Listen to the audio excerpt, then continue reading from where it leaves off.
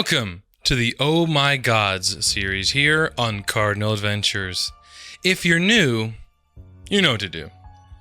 Today we are learning about the being that will be the end of all our adventures, adventure paths, and one-shots on Golarion, Grotus. His title is God of the End Times. Edicts. Quick cardinal tip! If you're playing a character who is a follower of a deity and are having a tough time building a backstory, look no further than a deity's edicts. The deity's edicts could be the entire reason your character reveres the deity, or the reason your adventurer adventures in the first place. Preach the upcoming end times. Destroy that which has outlived its usefulness, and put the suffering out of their misery. Anathema. Artificially extends something's existence or lifespan, and spreading hope. If you are playing a champion or cleric, you are allowed alignments for Grotus are chaotic neutral or chaotic evil. Unlike Callistria, who is chaotic neutral and allows chaotic good for her champions and followers, Grotus wishes to bring the end of the universe. It's difficult to make the argument that bringing the end to all existence could be for the good of all. If you have chosen the raised by belief background on page 9 of Gods and Magic, you can choose between the ability boosts of strength or charisma, and you become trained in intimidation. If you are playing a cleric specifically, you gain the harmful font.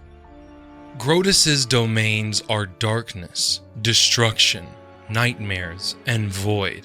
His alternate domain is decay, which can be found on page 112 of Gods and Magic. Grotus is depicted as a moon with a skull face, in case it wasn't clear. He is the moon that hangs over the Boneyard, which is the place where mortal souls are judged by Pharasma after they die. If the events taking place in the universe are leading towards the end times, Grotus will inch ever closer to the Boneyard.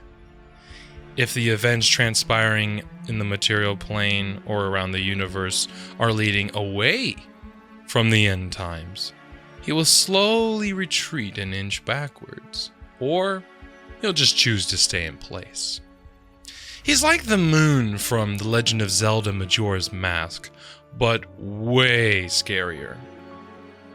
It is amazing that Grotus has any followers at all, because he will almost go out of his way to ignore them.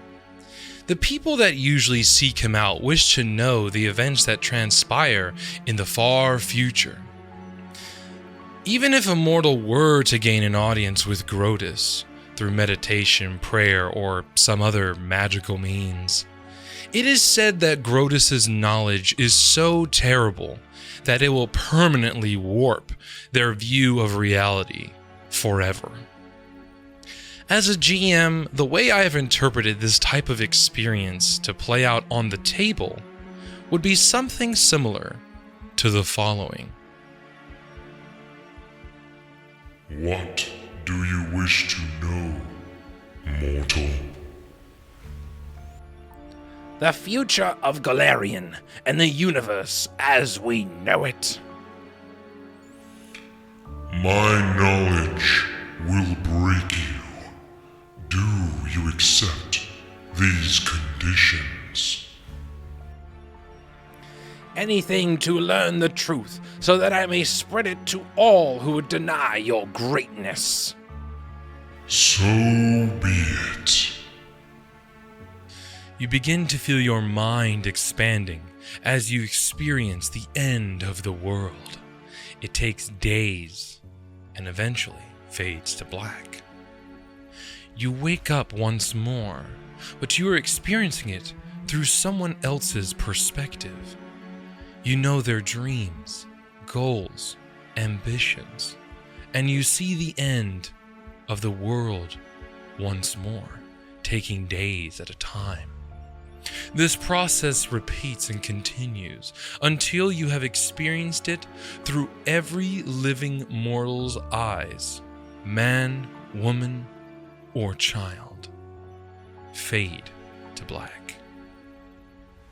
You eventually return in your own skin and mind, which almost feels foreign at this point.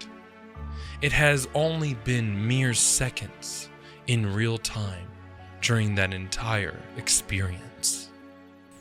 You may now walk Galarian with my knowledge. Thank you for joining me in learning about the one who brings the end of all existence, Grotus. Be sure to join me in my Discord. Would you ever consider playing a character who reveres Grotus? Or as a GM, would you ever consider letting a player revere a deity like Grotus or Grotus himself? Let me know in the comment section below, and I will see you all in the next video. Take it easy.